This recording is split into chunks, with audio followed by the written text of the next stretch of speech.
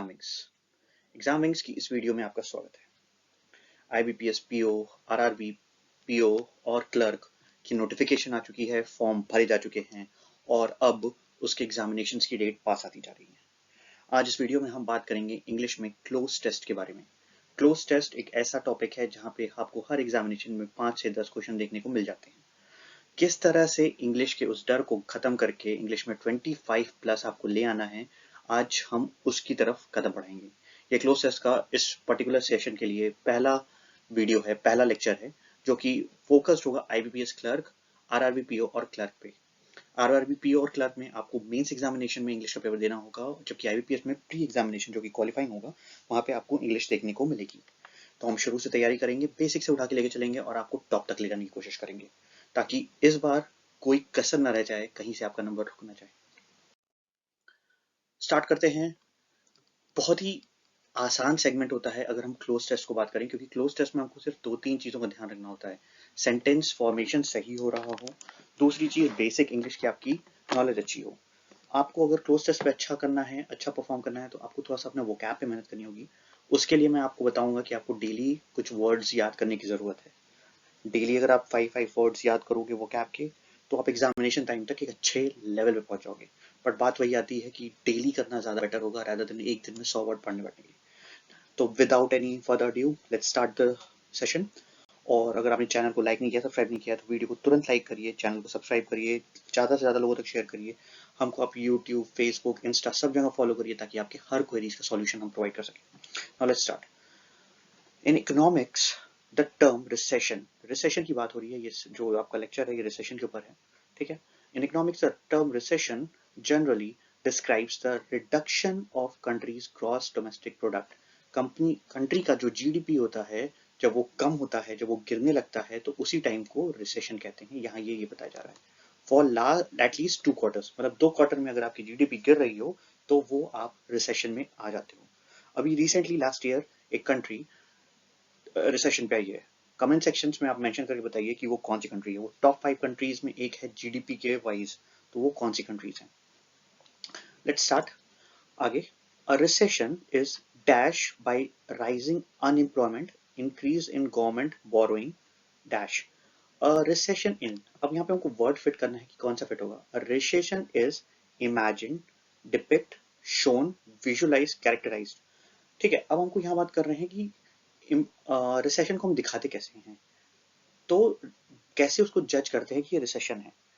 जब एक रिसेशन तब होता है जब बाय राइजिंग अनएम्प्लॉयमेंट, अनएम्प्लॉयमेंट आपका बढ़ रहा हो, increase in government boring, government उधार ज्यादा ले रही हो, तो अब हम यहाँ पे क्या क्या वर्ड यूज कर सकते हैं। डिपिक्ट मतलब शो करना होता है, शो का मतलब शो ही होता है। इमेजिन मतलब होता है कि हम कुछ इमेजिन कर रहे हैं, हवा में ख्याली पूरा बना रहे हैं, तो इमेजिन यहाँ पे नहीं होना चाहिए, ठीक है।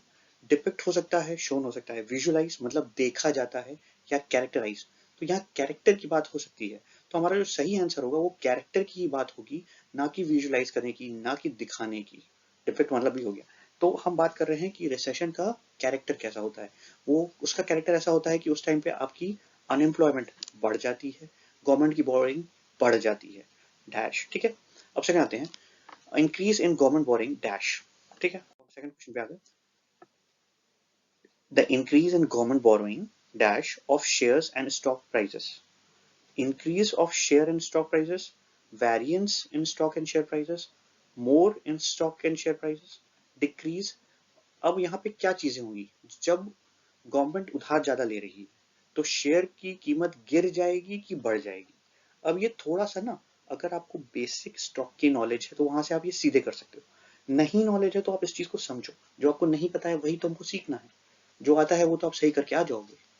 यहाँ पे आपका जो ऑप्शन होगा abundance, ठीक है। abundance of share and stock prices and falling investment, कि अब हमारे पास स्टॉक प्राइजेस और जो शेयर्स हैं वो बहुत ज्यादा बढ़ गए, ठीक है। abundance ऑफ शेयर, शेयर बहुत ज्यादा बढ़ जा रहा है, ठीक है। स्टॉक प्राइसेस बढ़ जा रही हैं और इन्वेस्टमेंट कम हो जा रहा है। शेयर कैसे बचेगा भाई, कोई कंपनी है, उसके 100 शेयर्स उसने जारी किए, लेकिन कोई खरीद नहीं रहा है, उसके 90 शेयर मार्केट में पड़े हुए हैं। एबंडेंस है शेयर की, कोई खरीद नहीं रहा, क्यों? क्योंकि इन्वेस्टमेंट फॉल हो रहा है। तो ये सब क्या दिखाता है, आपको दिखाता है कि रिसेशन आ रहा है, ठीक है। ऑल ऑफ दीज कैरेक्टरिस्टिक, देखो यहां से हम कैरेक्टरिस्टिक का पता चलेगा, कैरेक्टर की बात हो रही है ना, all of these characteristic have effects on people, ये सारी चीजें जो हैं वो लोगों को इफेक्ट करती हैं, उसका असर लोगों पे पड़ता है। Some recessions have been anticipated by stock market decline, कुछ ऐसे रिसेशन होते हैं जब स्टॉक मार्केट गिरने लगता है ना, तो कहा जाता है कि अब रिसेशन आने वाला है। जैसा कि आप देखो कि वर्ल्ड स्टॉक मार्केट इस समय आज की डेट में 2022 में लगातार गिर रहा है, तो कहा जा रहा है कि यूएस में रिसेशन की स्थिति बन रही है। तो उसका इफेक्ट इंडिया पे क्या आएगा? इफेक्ट ये आएगा कि आपको जल्दी से जल्दी गवर्नमेंट जॉब लेनी है, प्राइवेट में भी स्कोप कम होता जा रहा है। ठीक, अब आगे देखो, some recessions have been anticipated, anticipate का मतलब अगर नहीं पता है तो आप उसको गूगल करो और कमेंट सेक्शन में बताओ जिसको पता है। ठीक, by stock market declines, the real estate market also usually dash before a session, weekends मतलब कमजोर पड़ जाता है, इनिशिएट तो नहीं हो सकता, अवेकेंस जग जाता है, नहीं होगा, इनिशिएट मतलब शुरुआत करना, स्ट्रेंथन्स नहीं, वॉलेटाइल, वॉलेटाइल हो सकता है, वीकेंस हो सकता है, कि उस समय जो रियल स्टेट होता है ना वो भी बहुत वॉलेटाइल हो जाता है, मतलब कि वो फिक्स नहीं होता, वो अचानक से बढ़ सकता है, गिर सकता है, बड़ा उथल पुथल रहता है उसमें, या वीकेंड्स कमजोर पड़ जाता है। अब यहाँ पे आपको समझना होगा कि उससे क्या असर पड़ता है, वहां पे आपका वीकेंड हो जाता है, गिर जाता है। ठीक है, उथल पुथल नहीं आती, जब हमारा सब कुछ गिर रहा है, ये आप ये सोचो यहाँ पे उथल पुथल वाला ऑप्शन क्यों कट गया, कि भाई हमारा सब कुछ गिर रहा है, हमारे वैल्यू गिर गई, हमारे पास स्टॉक ज्यादा है, इन्वेस्टमेंट नहीं हो रहा है, तो उठने का तो ऑप्शन ही खत्म हो गया ना, वो तो गिरा ही का गिराएगा शेयर मार्केट, सॉरी आपकी प्रॉपर्टी की कीमत। ठीक, during an economic decline high dash stocks such as financial services, sorry,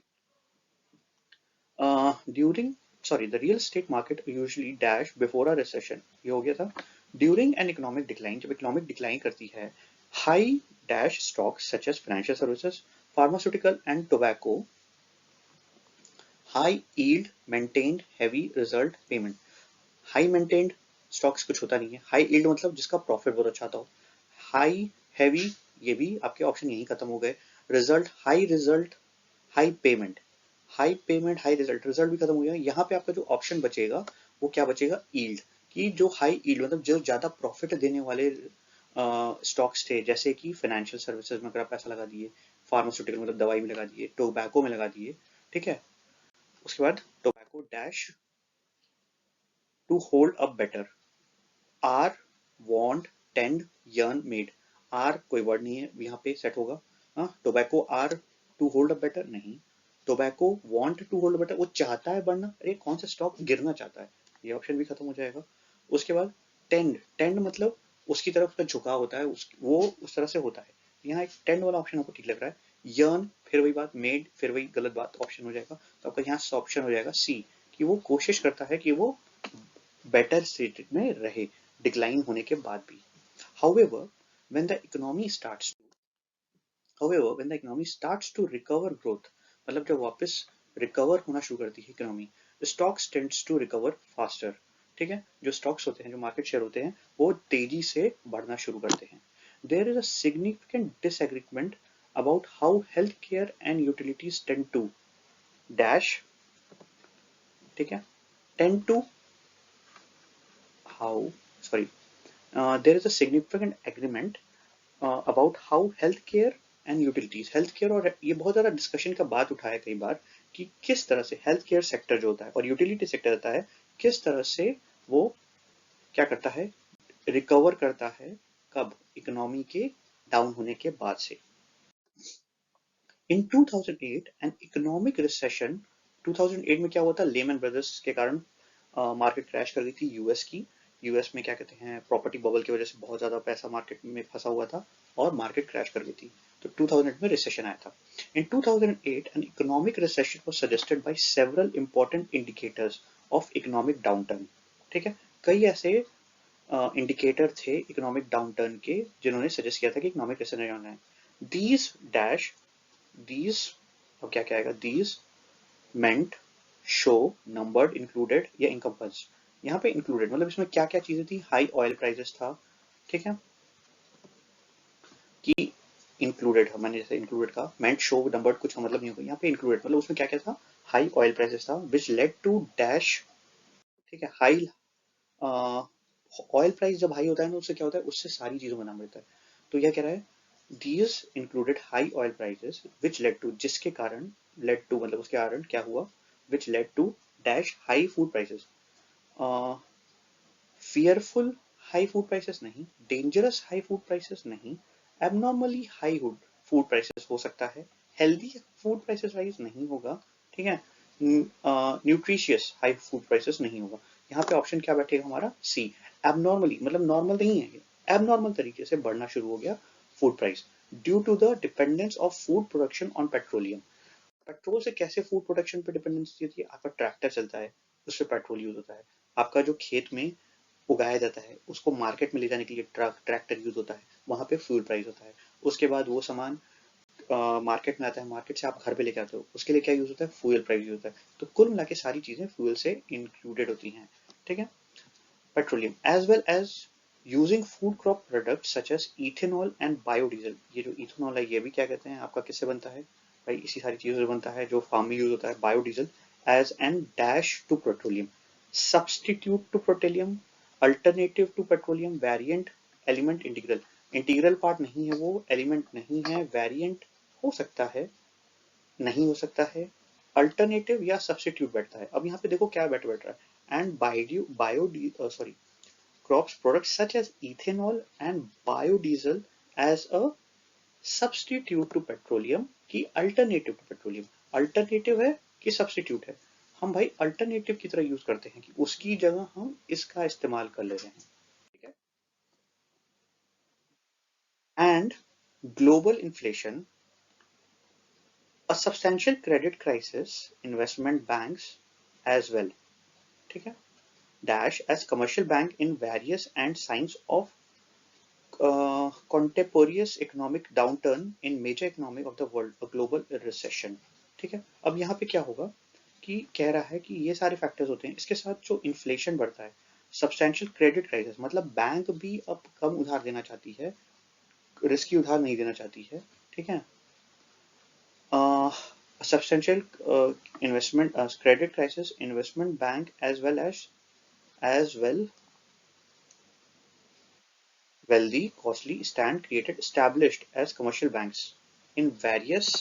यहाँ पे क्या होगा, established as commercial banks, जो बड़े बड़े इन्वेस्टमेंट बैंक्स होते हैं वो क्रिएट हो जाते हैं. इन्वेस्ट क्यों, क्योंकि ये लोग इन्वेस्ट नहीं करना चाहते हैं, ठीक है. तो यहाँ पे क्या हो जाएगा, as well as established as commercial banks in various and signs of continuous economic downturn. Downturn के टाइम पे कोई भी पैसा किसी को देना नहीं चाहता है, ठीक है. बैंक्स भी अवॉइड करती हैं लोन्स देना जो रिस्की होते हैं. बड़े लोगों को लोन्स मिल जाएगा, छोटे लोन्स नहीं मिलेंगे. आज के टाइम पे इकोनॉमिक कंडीशन आप देखो, ठीक है, तो पे यूज, पे मनी, पे लेटर सब आ जाता है इस समय, ठीक है. बैंक्स भी कहती है उधार ले लो, 2% पे ले लो, 7% पे ले लो, 5% पे ले लो. अभी देखो मार्केट थोड़ा सा डाउन हुआ है, आरबीआई ने एक नया रूल कहा है कि भाई हम रेट ऑफ इंटरेस्ट बढ़ा रहे हैं, तो हम मतलब उधार आसानी से नहीं देना चाहते हैं. अब आरबीआई जब रेट ऑफ इंटरेस्ट बढ़ा देगी तो बाकी बैंक्स को भी रेट ऑफ इंटरेस्ट बढ़ाना पड़ जाता है. तो इस तरह से ये पूरी तरह से रिसेशन और बढ़ जाता है, ठीक है. बात समझ में आई. अगर कोई डाउट हो कमेंट सेक्शन में पूछ लो. देखो मैं बार बार कहता हूँ कुछ सेक्शंस हैं इंग्लिश में जो बहुत आसानी से तुम बना सकते हैं, उसमें से एक ये होता है. उसके बाद फिल इन द ब्लैंक्स होता है, पैराजम्बल्स होता है, ग्रामर की जीरो रिक्वायरमेंट होती है आपकी, और उसके बिना भी आप इंग्लिश में आराम से 20 से 25 तो ला ही सकते हो. 25 नंबर लाना बहुत टफ काम नहीं. ग्रामर जो एरर वाले आते हैं वहीं पे ग्रामर आता है. रीडिंग कॉम्प्रिहेंशन सिर्फ और सिर्फ इंग्लिश पढ़ने से आ जाएगा. 30 दिन पढ़ लो, रीडिंग कॉम्प्रिहेंशन करना शुरू कर दोगे अपने आप. तो थोड़ी सी मेहनत करो. All the best, good luck, paper clear हो जाएगा इस बार.